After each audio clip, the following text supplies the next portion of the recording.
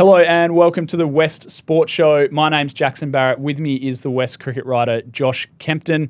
In today's show, we're going to do a deep dive into the Perth Scorchers' two final games of the season against the Renegades and the Melbourne Stars. And we've got a very special guest on the show. It's Perth Scorchers superstar Aaron Hardie coming to us live from Melbourne ahead of Thursday night's clash with the Melbourne Renegades. Aaron, thanks so much for jumping on, mate. Where do we find you and what's life on the road like? Yeah, so we're in Melbourne. We obviously played in Adelaide on Sunday night, and rather than flying back to Perth, we just came straight here on Monday. Some blokes went straight from the airport to the golf course. I think they've played, 54 holes of golf in the past 3 days. Great. That's not me. I've been chilling, going for coffees, and bit of a run around in Melbourne. So a few blokes gone shopping. I know Marley Beardman's probably spent a few games worth of pay on some clothes this trip so far.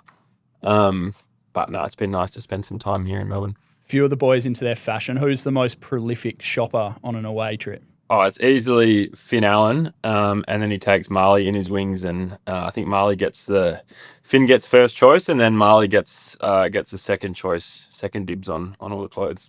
So talking to you Wednesday afternoon, you'll have a run around at Marvel Stadium tonight. What are you kind of expecting from that deck for the Renegades clash? I mean, I think across the board in the Big Bash, decks like that have probably been a bit better for batting. Last time you played there, it had that crazy outfield, the patchy outfield.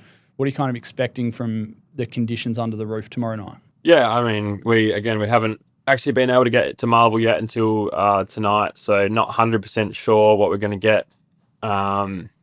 There's always a couple of pitches out there on the outfield for us to practice on, so we'll have a hit there later tonight, see what that's like, and then see if the middles looks anything similar. I think it's been quite high scoring this year at Marvel. I think certainly the outfield looks in better condition, so we'll be ready for anything, but certainly hoping that it's a nice pitch.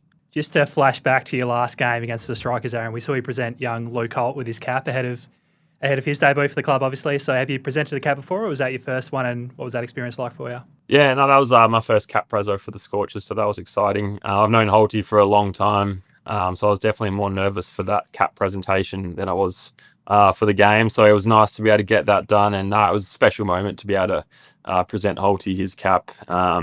He absolutely loves it. I probably haven't seen someone as excited for their debut in a few years being at the Scorchers. It was awesome, and he certainly worked his way into the game nicely, and I think he's going to play a big role for us going forward. Do you remember who presented you with your cap when you made your Scorchers debut? Yeah, I was Simon Kadich. Feels like a long time ago now, but definitely remember that at the MCG. So that was a pretty daunting experience. We won't ask you to take us too far into the inner sanctum, but what words did you go with? What was the sort of theme of what you said to Luke? No, I actually came down with the lifts from the hotel at the same time as Holty, and his adrenaline was going, and he said, "Well, I think I'm ready to run through a brick wall here." So I kind of encouraged him to channel that energy and keep it as long as he can in his professional career. So I think he was certainly, the adrenaline was going, and once he got his first couple balls out of the way, he settled into the match really nicely. On those first couple of balls, it looks like there was probably a little bit of nerves there, but you must have been proud with the way that he was able to pull that back after a couple of drag downs early, and then he ended up bowling an over that basically changed the game, didn't it? Yeah, absolutely. Anyone who's sort of played at that level knows that your first game, the pitch doesn't feel like a normal cricket pitch. It all it's a bit of a blur, and I think Holty described it that he couldn't feel the upper half of his body. So pretty hard to bowl leg spin when you can't feel your fingers, I would imagine. You always hope for the best. You certainly know that there's the nerves in the first game. Everyone has it, no matter what their story is. So, but it was awesome for him. That second over, obviously bowling to Carey, and I think it was Liam Scott at the time, maybe. Went for 4 runs in the 14th over, and then you kind of look up for the scoreboard, and they need 70 off 30 balls all of a sudden. So, it was awesome for him to be able to do that, and certainly he'll be a lot more confident going into this next game. Another 200-plus score on the road, a remarkable record in that it's the first time a team's put 200-plus on the board in any Big Bash, but it's come in all 4 of your away games.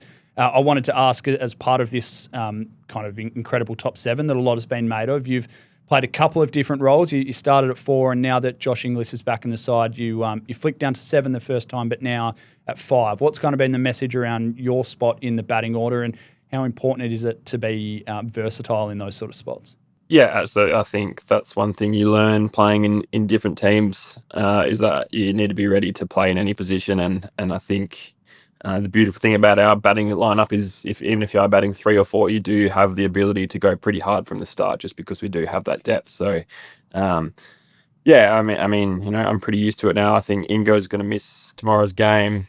So I'll be back up to 4, and then who knows, probably back down to 5 next week. But yeah, I mean, at the end of the day, it's another game of cricket, and yeah, like I said, with our batting lineup, we do have the ability to go from ball 1. So whether that's batting 4 or batting 7, doesn't really change my approach too much, which is nice. What have you made of the partnership up the top this year? They've come along very nicely.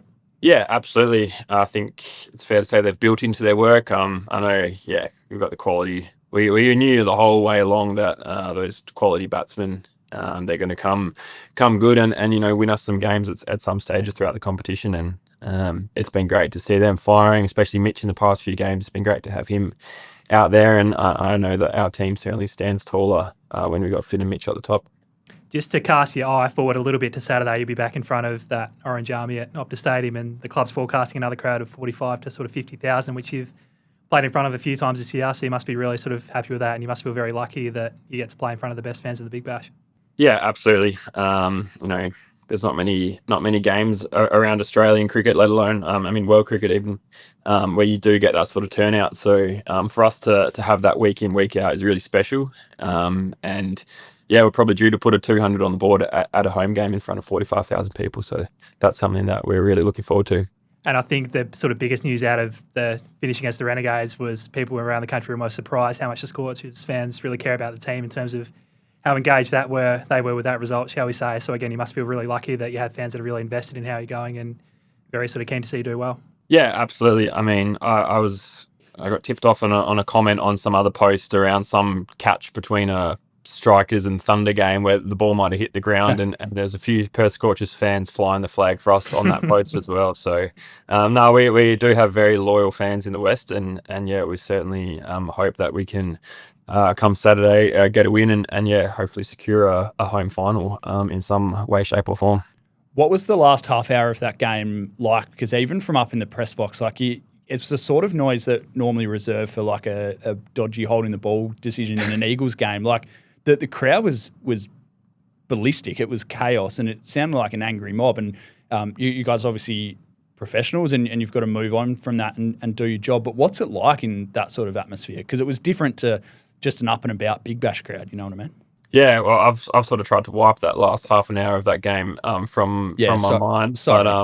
But thanks for taking me back to that. It was, it's always good to have a bit of passion out there. And I mean, by the letter of the law, probably ball did touch the ground. You can obviously understand why there was a bit of controversy there, because he took the catch fair and square until that sort of falling motion. So yeah, I mean, the crowd are always going to be quite up and about, and yeah, we wouldn't have it any other way. What was your first experience like facing Jason Behrendorff in a different coloured top? Yeah, Dorff was trying to chirp us when we were out there. I think he should probably stick to the bowling rather than trying to chirp us. What sort of gear did he roll out? Nah, I'll save that for on field. But exciting to play against Dorff tomorrow night again. And that Marvel Stadium surface, we've seen it improve a little bit over the last few years. Potentially in the outfield looks a bit better than it has in recent years as well. So do you know what to sort of expect in terms of what you're going to be faced with there? Yeah, no, we don't know. We haven't been to Marvel yet. We're going to go down there this afternoon and have a run around. And yeah, I mean, yeah, it's certainly still a high quality venue at Marvel. And yeah, with the roof on tomorrow, we're hoping for good conditions and a good game of cricket. One last one for you, Aaron. We've got a story being worked on at the moment that'll be rolled out for tomorrow, having a look at the greatest Scorchers imports of all time. And we've had a lot of fun in the office throwing some names around, and you would have played with some names as well. Do you have any favourites, any favourite Scorchers internationals over the years?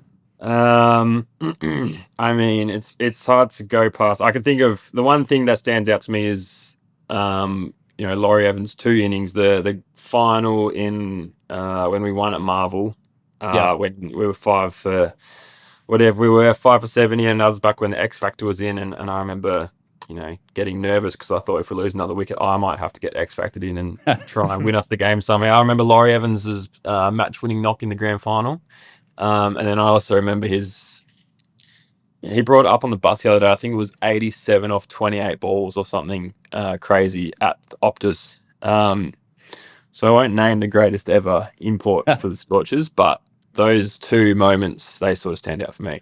What about when you're a kid? Like the 3 of us are all about the same age. Were you kind of like Herschel Gibbs era? Like who were the ones you remember watching growing up? Yeah, I remember Herschel Gibbs era. I remember my first ever game. I was probably 16 or 17, and I got invited to sit on the Scorchers bench just to sort of, soak in the atmosphere. And I remember Michael Carberry opening the batting and great. pulling a few balls onto the hill. So that's an iconic memory for me. Beauty, mate. Thank you so much for joining us. Appreciate your time. Go well tomorrow night and again on Saturday night. It's going to be a massive home clash, and we can't wait. So thank you very much. Thanks, boys. Josh, before we do a bit more of a deep dive on Thursday night's game, we've just got a message from our friends at Automasters. Seeing is believing with Automasters AutoCam. The future of vehicle service and repair is here. Cutting-edge technology brings the service experience to the palm of your hand. Real-time video with a real-time report on your car sent direct to you from your Automasters technician. You'll see any problem firsthand, along with a detailed explanation and recommendation from your service advisor. How good. Switch to Automasters AutoCam. Call 1300 Automasters today.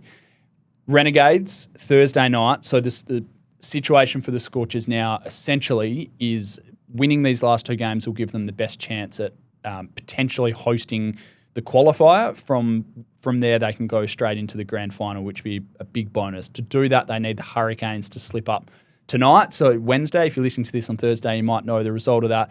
You would think there's a decent chance that the Heat get it done there. And if the Hurricanes lose their last game, that would open the door for the Scorchers. But the Renegades are quite a challenge. So they've kind of been a bit of a banana peel team for a few sides. They've clearly not had the season they would have liked. They're going to have to win their final 2 games themselves to play finals, but they beat the Scorchers at Optus a couple of weeks ago. Although Ollie Peake won't be there. So I wasn't aware they'd beat the Scorchers. There wasn't much written or spoken about that. No, that was, like we mentioned with Aaron, and it was awesome to hear from him. I've never been a part of an atmosphere like that at a Scorchers game, I don't think. I mean, the Cooper Connolly thing in that BBL 12 final was incredible, but it wasn't like that. That was angry mob stuff. So a crucial game Thursday night. Big questions, and we did speak to Hards about it as well around the deck. So what are you kind of expecting there? It looks to have improved. Like, of course, we see with that wicket and we see with the wicket at NG Stadium, I believe it's called now, at Western Sydney, the decks always has a big line down the middle of it because it's sort of shipped in 2 parts, and those decks have been, frankly, not great for batting in recent years, but the Sydney deck's really improved. And it looks like the deck at Marvel's improved as well. That sort of looks to suit their batting lineup a bit better. You look at the guys like Josh Brown, who's sort of made a few runs of late. Jake Fraser McGurk hasn't had the tournament he's like, but they're sort of those real one-pace sort of hitters. Tim Seifert's another one, of course. So they do have a lot of really dangerous batters. Of course, we're well acquainted with the work of Jason Behrendorff and Andrew Tyre, who's found himself on the outer of that team, but might be well acquainted with that surface. And the Renegades situation as well, as you said, they need to win those 2 games to make the finals. It'd almost be better for the Scorchers if they were sort of out of the running and they didn't have much to play for. But they're going to come in very, very motivated because if they are sort of any chance of breaking into the top 4, you'd think they'd have to win this game as a start. So they started their season with 2 home games down at Geelong. They then returned to Marvel. I think it was New Year's Day against the Sydney Sixers. They made 9 for 164 and had it run down. And in the Melbourne Derby just the other night, they made 7 for 166 against the Stars and had that run down. So it looks like that is clearly a little bit below par. The Scorchers, as we mentioned, have put up 200 in all of their away games.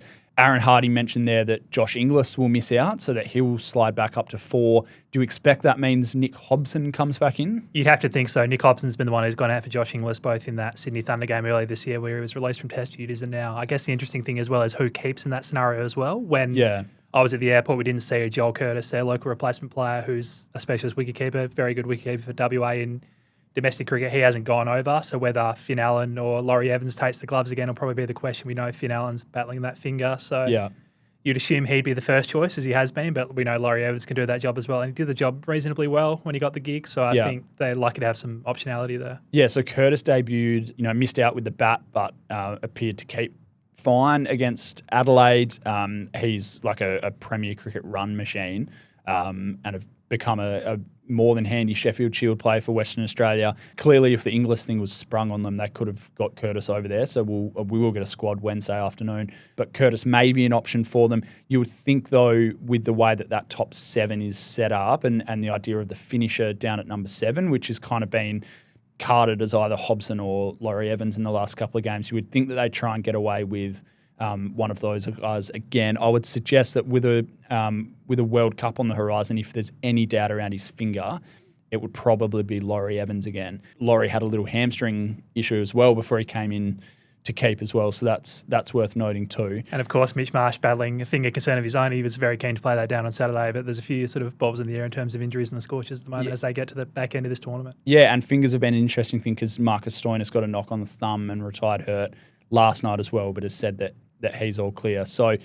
big game on Thursday night, but then potentially an even bigger game on Saturday night. So my understanding is that between 40 and 45,000 tickets have already been sold for that game with the Melbourne Stars, which is the last regular season game for any club. The Stars were the kind of the front runners of this tournament. They won their first 4 or 5 games and have slipped a little bit, but put in an unbelievable bowling performance led by Tom Curran against Adelaide on Tuesday night. So they're a big watch. That could be that could really shape the season, couldn't it? Because if the both Scorchers teams are going to be in home, the running. Yeah. They profile almost a little bit similar to the Scorchers. They have WA's Hilton Cartwright almost in a specialist role at number 7, which, as well as we know, he can play that role that really empowers their top 6 batters to go hard right from the start. And you give the likes of Marcus Stoinis and Glenn Maxwell, they're pretty dangerous players, so that could be a challenge for the Scorchers. Maxwell's almost the sleeper in the tournament, isn't he? I think he had a score of 20 or a couple of scores of 20, but there's a couple of DNBs up the top and I think 3 or 4 scores below 3 as well. So he's had a bit of a lean run. Sam Harper. We know Sam Harper's been wearing that golden cap a lot, so he's a player who looks like he's going to be well suited, likes to play on the back foot. Optus Stadium, not quite as fast and bouncy as we've noted it to be in recent sort of games, but I think he'll be really suited to a traditional Optus Stadium surface if that's what he's confronted with. On the wicket, at Optus, really interesting discussion. Ashton Turner, after the Renegades game, one of the more thoughtful men in cricket, Turner, did a fascinating press conference where clearly there was a point of discussion around the controversial non-catch call, but also the pitch. So he spoke about just the different characteristics of it and how drastically it's changed and the fact that it's actually feels like for them it's changing from game to game, which feels like he says like we're professional athletes and we understand that we have to adapt to different conditions, but I don't think teams plan to have to adapt to their home deck every week, right? And it's not a deck that's well suited to the way the Scorchers want to go about it at the moment. We know Ashton Agar, you'd have to say his tournament's in danger at this point with that calf injury. He still hasn't come back after, unfortunately, leaving the field in his 100th game. And the Scorchers batters, we know they probably want pace on the ball. Cooper Connolly and Ashton Turner can hold down the spin overs as we've seen, but it's probably not the way they'd prefer to do things. So I think the Scorchers will certainly be hoping, and perhaps they've requested a return to a more sort of traditional Optus Stadium surface. So Ashton Agar racing the clock to be fit. Joel Paris is still a little bit up in the air. Came off with a left groin issue in the Renegades game, which was critical in that he would have bowled death overs, you would think, in that game. So waiting for a bit of an update there as well. So few balls up in the air for the Scorchers, but 2 massive games. We'll do a couple of special Scorchers pods over the next couple of weeks as they progress to the finals. So, Josh, thanks for joining us. It was wonderful to hear from Aaron Hardie. It was indeed. And remember, you can watch or listen to this podcast on YouTube Music, and we'll see you next week.